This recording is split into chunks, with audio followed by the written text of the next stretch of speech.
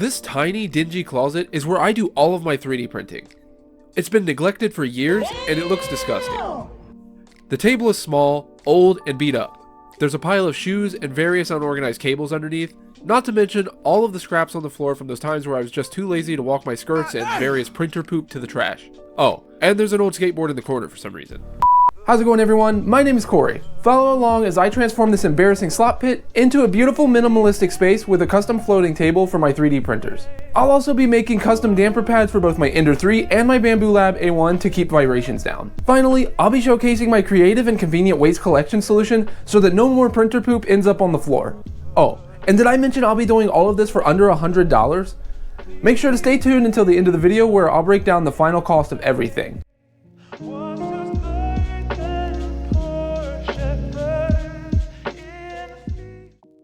Starting this project off is the most boring task of them all, cleaning.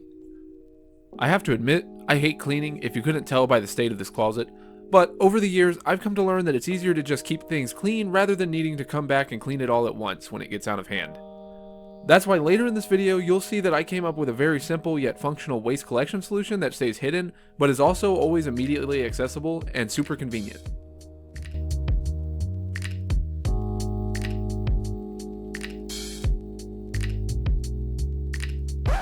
Oh, and don't worry, this isn't poop. It's just rust from an exhaust pipe that I brought in wet and stored in the closet like 10 years ago or something like that.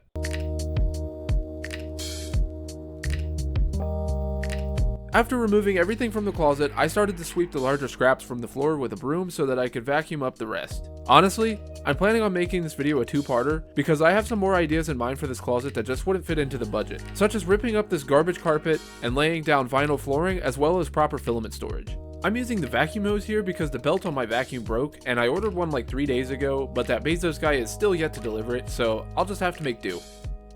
Look, sir, droids. Look, a penny!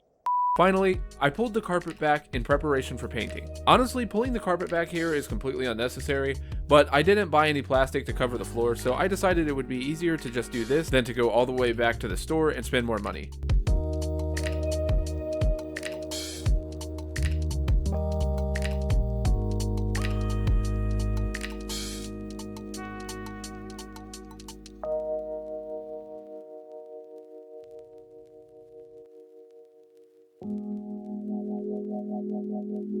Remember how earlier I said cleaning was the most boring part? I take that back. I hate painting so much. Like, God, please just let this in. It's so boring.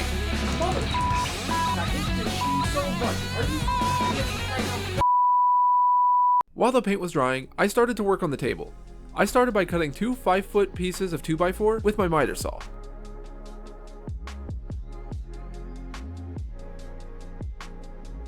Next, I cut 2 more pieces that were 2 feet in length for the sides. Then I joined all of the 2x4s together using these cheap angle brackets that I got from Walmart. I could have saved some money here, but let's be honest, I'm no John Malecki and I suck at making joints, so I chose the easy way out this time.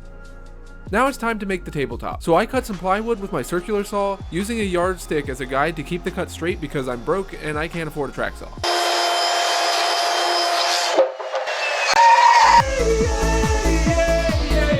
Note to self, don't wear sandals while woodworking. The plywood I got was 2 foot by 4 foot, so luckily I only needed to cut the 1 foot piece that fell on my toe. Get it? The 1 foot piece? I connected the plywood top to the 2x4 frame using more angle brackets just to test the fitment. I didn't bother filming any of this since the whole thing is going to have to be disassembled to fit in the closet anyways. But a bare plywood top would be arguably worse than the decrepit desk that I was already using in the closet to begin with, so I came up with a really cheap solution. I bought this huge sheet of slat wall at Menards, and I had to get a little bit creative in order to get it home since I don't own a truck. After getting it down here in the workshop, I cut it relatively close to the size I needed for the tabletop and glued it down.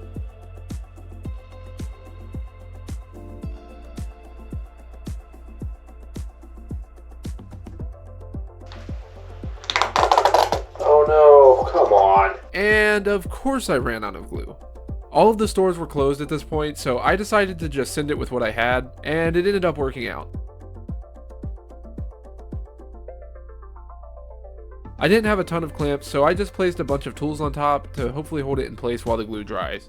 2,000 years later. After the glue was dry, I ran my trim router across the overhanging edges to get them flush. I somehow didn't notice this piece sticking up, but I went back and fixed it off camera, and now it isn't even noticeable. The next day, I cut another piece of slat wall out to cover up the front-facing 2x4 using a fresh new bottle of wood glue to attach it. Of course, none of my clamps were long enough to clamp the top half, so I just used my brad nailer to nail the top half down, and don't worry, they're not even noticeable unless you're really looking for them. Finally, I disassembled everything and started installing it into the closet.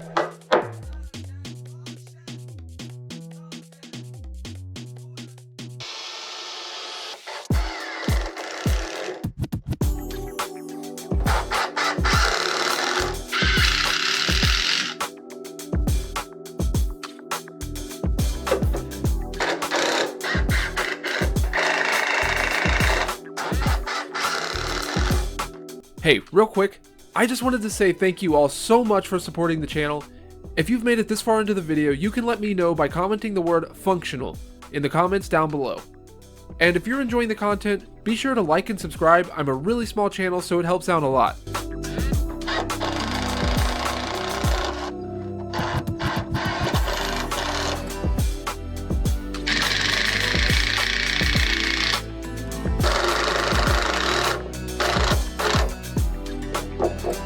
I'm 6 foot tall and weigh about 230 pounds, so I figured putting all of my weight on the table would be a good way to test the strength and make sure my printers don't come crashing down in the middle of the night.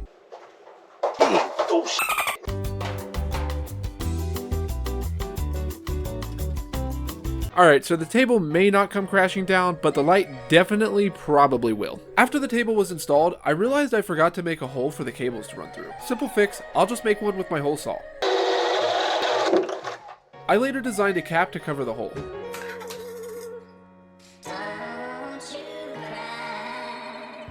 Before I could put my printers on the table, I wanted to add something to dampen vibrations as well as keep the printers from scratching up the surface. So I cut up some of these anti-fatigue mats from Harbor Freight. This worked way better than expected, and it turned out looking really nice.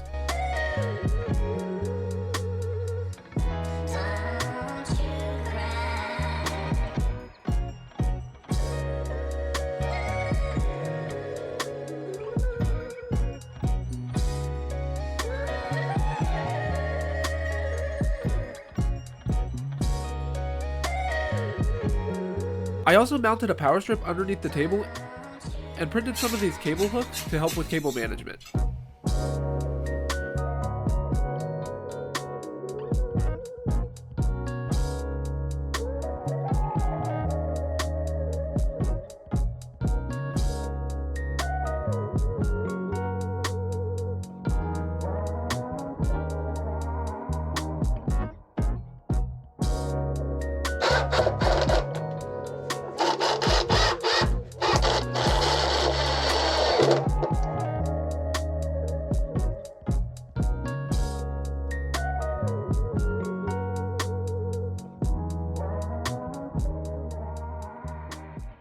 Finally, I needed to think of a way to keep the waste off the floor while still keeping the clean, minimalistic look. So I came up with this container that fits perfectly right between the wall and table. I can easily throw my scraps in it, and then when it's full, I just simply pick it up and empty it out into the trash can. And with that, my closet renovation is complete, at least for now. I'm really happy with how this project turned out. It looks so much better than it did before, and now I have all this empty space underneath that can be used for whatever I want. As said earlier in the video, I will likely be doing a part 2 of this video if it does well. I'd love to change out the carpet for some vinyl flooring and figure out some kind of filament storage system in the future.